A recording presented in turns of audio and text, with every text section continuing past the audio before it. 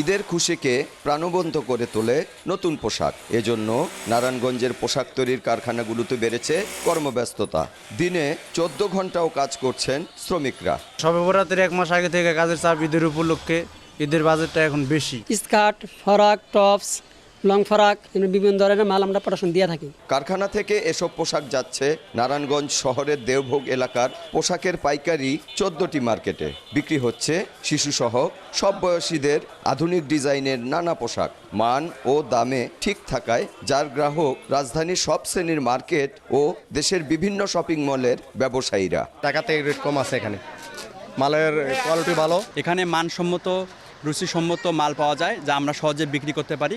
এখানে মালের কোয়ালিটি ভালো পাওয়া যায় আর সবসময় রেট এখানে ন্যায্য মূল্য পাওয়া যায়। আমি সিলেটের হবিগঞ্জ থেকে আসছি। আমরা অনেক দিন যাবত এই মার্কেট থেকে মাল ক্রয় করি।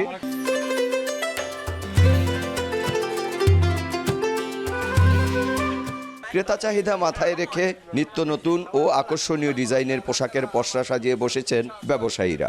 আসন্ন ঈদ উল ফিতর উপলক্ষে উন্নত মানের চায়না কাপড়, সুতি, লিলেন, ফেন্সি, অ্যালেক্স, লুচি, সিনথেটিক, জর্জেট কাপড়ের পোশাকের চাহিদা সবচেয়ে বেশি। তবে এবছর ভাঙচুর, জাফরান ও পারদ নামে নতুন 3টি ব্র্যান্ডের পোশাকের চাহিদা অত্যধিক বলে জানান ক্রেতারা।